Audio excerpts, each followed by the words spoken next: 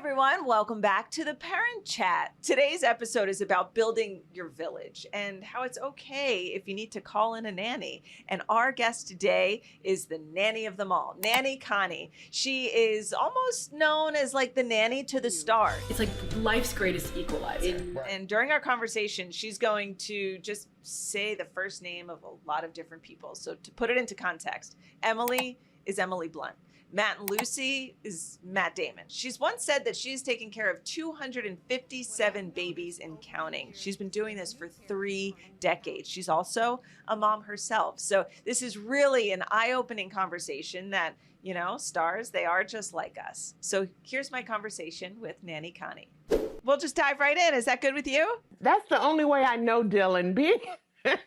Being a parent and being I would say baby nurse nanny, I just dive in. And I can totally relate to that. So let's do it. I'm a working mom. You know, I went right back to work after my oldest was 3 months old. And I had a nanny, you know, and I had my mom and I had my mother-in-law and I built my village. But I was always so hesitant to talk about my village and my nanny. It's like I felt guilty that I couldn't do it all myself and I needed to require other people. But I mean, that relationship is so important because it helps you build your village and gives you the time to give to yourself too, right?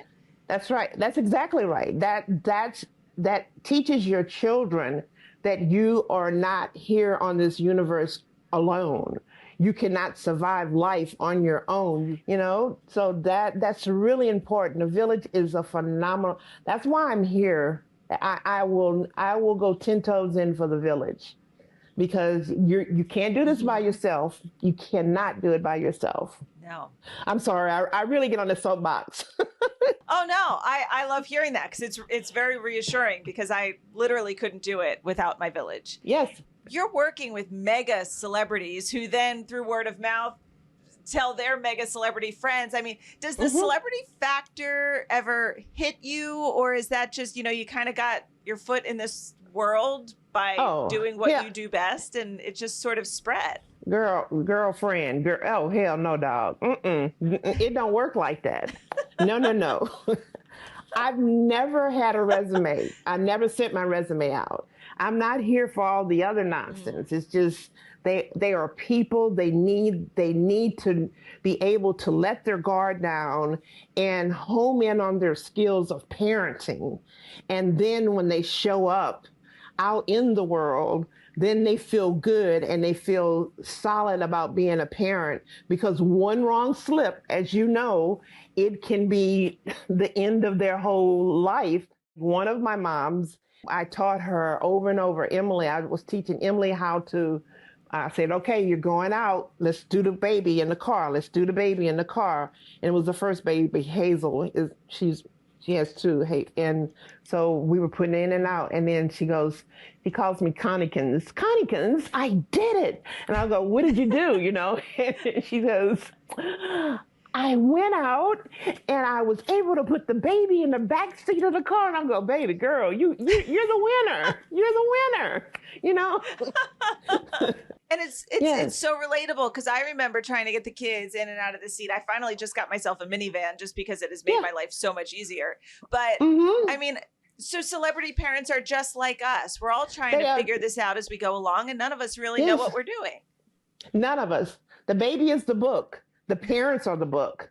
You know, and every chapter gets rewritten, and it really bothers me that there are so many people who try to home in on a certain process and say, this is the process and it's going to fit my life. Hell no, dog. It's not going to fit your life, because your child is a genetic makeup of you and your husband and the things in that environment. So you have to be, you know, malleable to the whole situation and go, okay, this didn't work today. Let's try it again tomorrow. Let's do it, you know, just it's a continuous process. So what is your role when you're there especially the first couple of months? What is a typical day like for you? Oh, I'm 24/7. I don't leave the house. And that's just my choice. I want to learn all the ins and outs and everything that's happening. The baby and I, we become roomies together. And I learn the noises and the nuances of everything that's happening so that I can tell a parent, don't move on this squeak, but jump on this one, and they've learned how to do this and how you need to burp.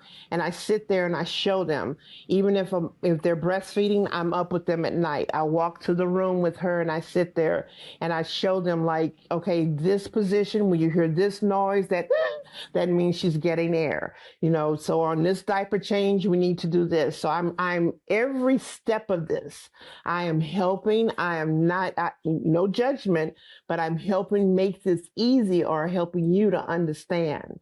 How long do you stay with a particular family? What is your age? Are you more with the baby set? I've started off with the babies. And again, I go back to Matt and Lucy, and they didn't let me go for 6 years because they did not want to lose that. I was there for all of the all three of the girls. I think you cannot leave a family before at least a month because the postpartum, and I learned this, I studied very deeply when I was with Brooke. We would sit for hours in the bathroom while she was pumping, and she ended up having such a beautiful relationship with Greer and the whole process.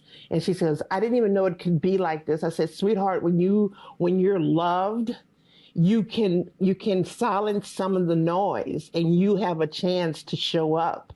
That postpartum run that starts in the first month, if you can have someone there to hold you, and answer those questions that you're not okay, and it's okay not to be okay, not okay. It's okay to go cry. It's okay to know that those clothes aren't going to fit. It's okay to say, why does my belly still look the way that it does? That's okay. It's okay that you're going to have someone, if you're breastfeeding, on your body, a lot more than what they were in your body. And you're trying to get away from that because you're thinking, you've been told that the snapback is real. Nothing's going to snap back but these fingers. That's the only snap you're going to get. But it's so interesting to hear you say that, because for me, I actually didn't have anyone for that 1 to 3 months because I was like, I'm home, I'm off of work, I could do it myself. And I remember like the first night or two, I was waking up and I was breastfeeding and then I was pumping and I had this. And by the end, I was cracking. Like I was breaking. I was tired. I was miserable by the end of those 3 months.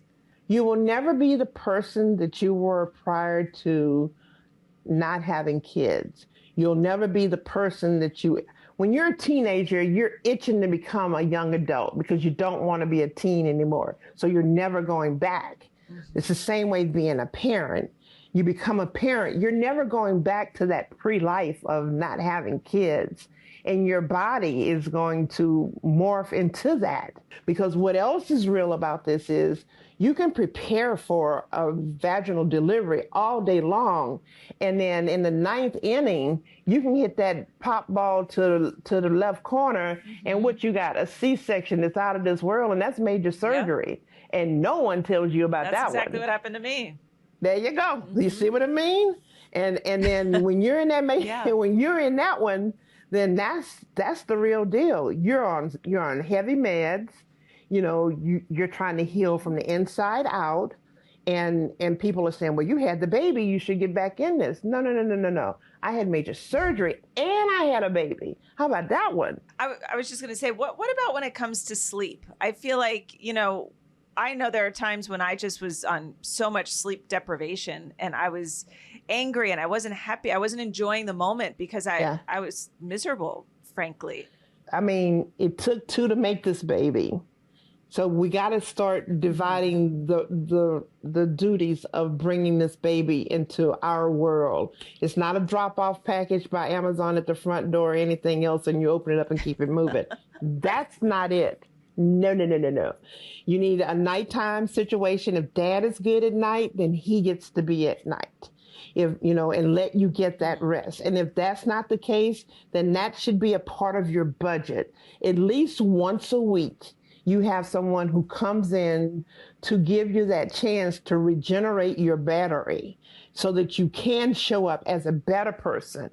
Not, you won't be the best person, but you'll be a better person, and you'll be much more cognitive of everything happening around you. And you won't hate the people who are in this, like, you did this to me. No one did this to you. You were happy to bring this person into the world. What we did to you was we didn't give you that support. We didn't give you the rest of it. We didn't finish the sentence. We've got to learn how to finish the sentence.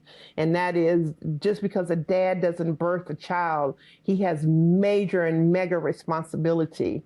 So I know you're an expert when it comes to, raising kids and listening to their squeaks and squeals and all of that. But how do you manage the personalities of the parents? Because every personality is different. How do you make sure that you're in a position where they can trust you? That's chess, not checkers.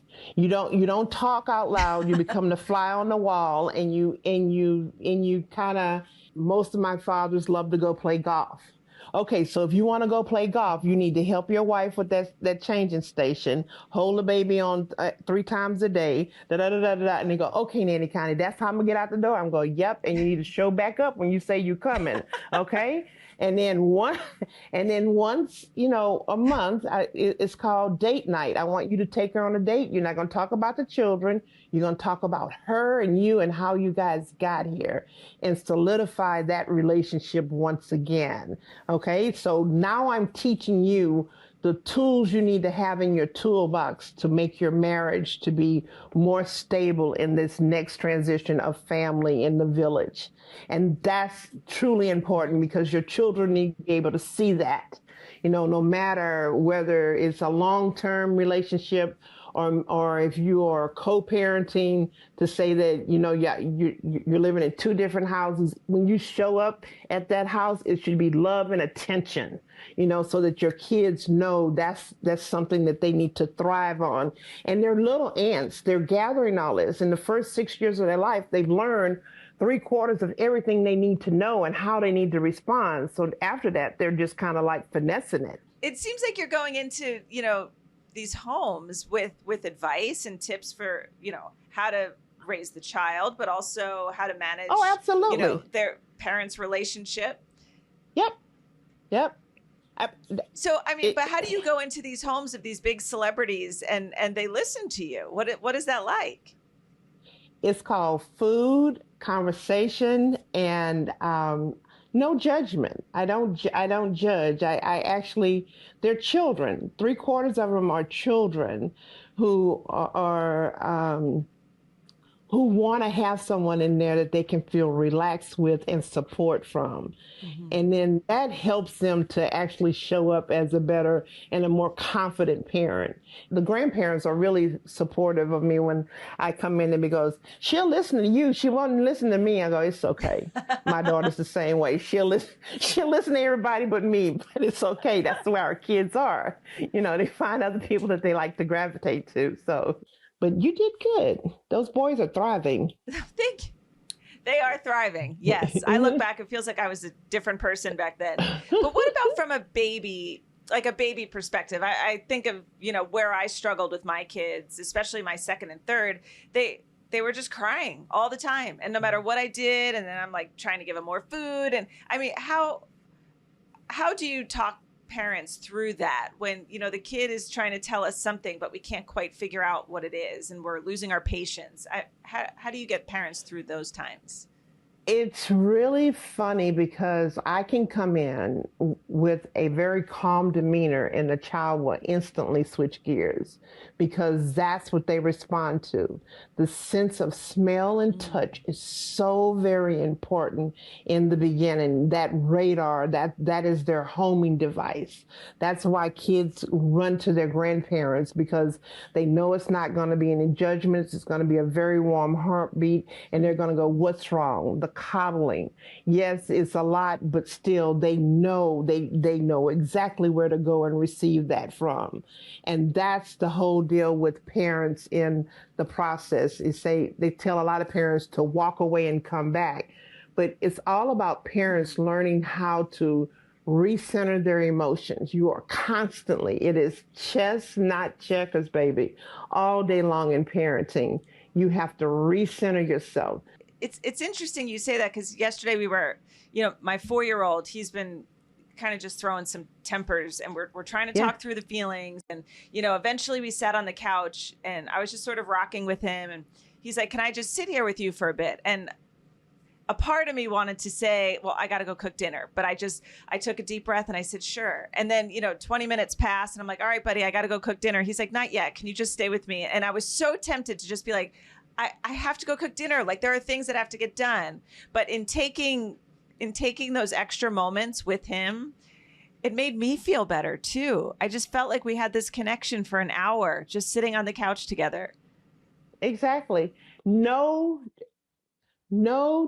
two children. If you have a house full of children, which is a beautiful thing, none of those kids are going to get the same parent. They're always going to get a different representation of that parent because in life, you're going to be a different person. Every stage of life, you're going to be different. With your first, you had more time. You didn't have everything else, and you poured a lot into that relationship. And you two have such a unique relationship. Your baby, you're kind of like, okay, here, here's cab fare, come home from the hospital. I'll meet you there, but I got to do stuff before you get there, kind of deal.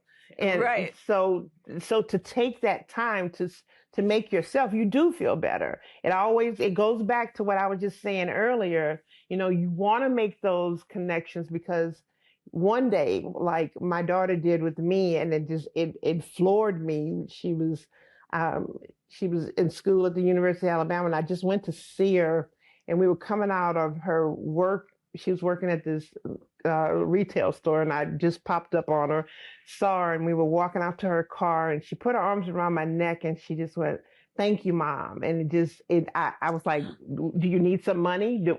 That's your first response. What is it? What is it? And she goes, "No, I just want to thank you for everything, that you've done." And those are the moments, those are the priceless moments that you give your all to and for. So yeah, that time on the floor will come back. Just remember, I said it's going to come back to you. You're going to love it even more. Yeah. I think back to a moment. I loved my nanny. She was with us from when Calvin was 3 months old. But I remember when Calvin was a baby, so maybe like 4 or 5 months, and he would only want her. And I was home a lot. Like I work a schedule where I can be home by 11 o'clock in the morning. I was there to cook dinner, but he preferred her. How do you navigate that with parents when, the baby kind of prefers you over the mom sometimes? Stop judging that. Be happy that happens. It would be really devastating if it were the opposite. If every time you walk through that door, they just wanted to latch on to you and go, wait a minute, this woman's been here with my kid all day and they don't, they're petrified of her. What's really happening here? Yeah. So the beauty of that, she's pouring into his growth and into his little nuclear, that lets you know things are firing right. And that's important. That's important to know. And that's what I'm saying. A village is a beautiful thing. You are not built to do this all alone. Don't judge yourself because your village is showing beauty somewhere else. I love that perspective. That's so true. You want him to be happy with the village you've built around. Yeah.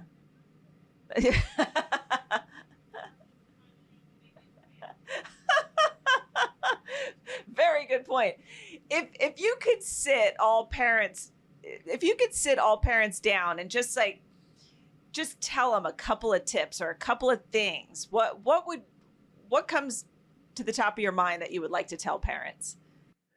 The baby is the book. Parenting is not a one size fit all.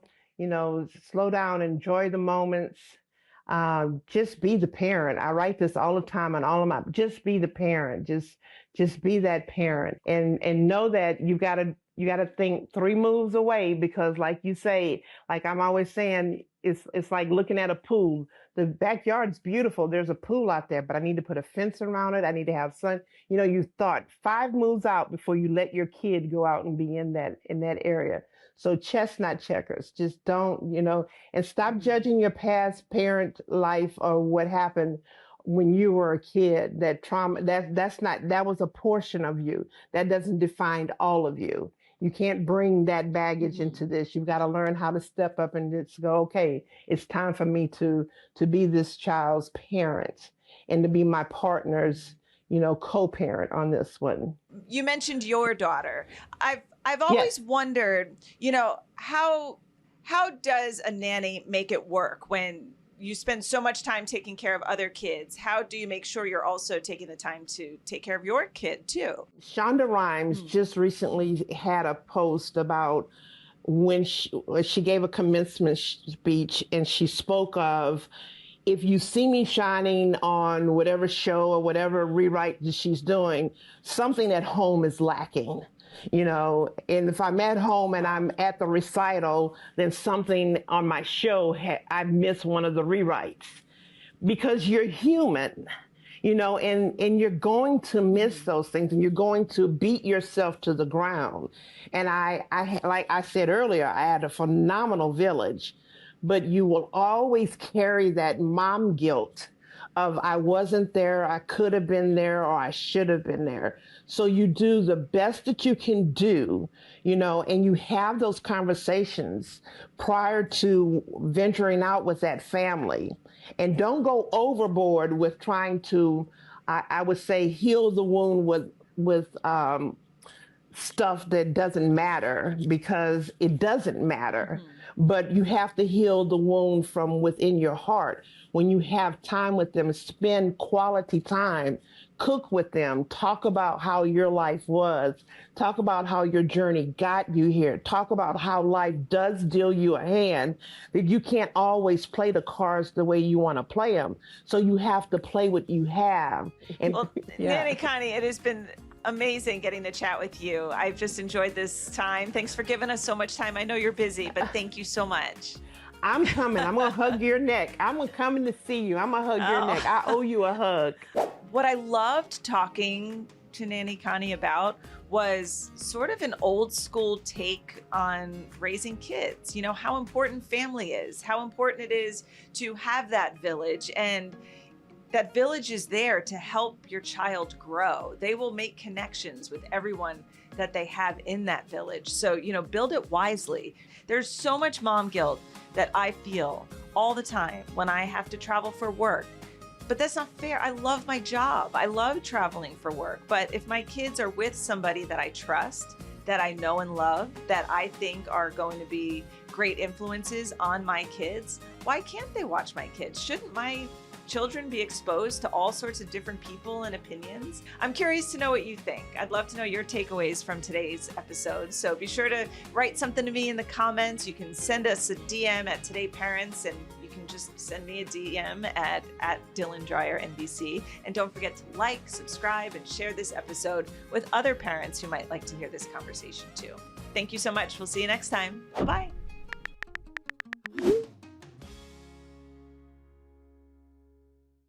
Hey, thanks for watching. And don't forget, you can catch the Today Show every morning on NBC, or take Today when you're on the go. Just follow the Today podcast on Apple Podcasts, Spotify, or wherever you listen.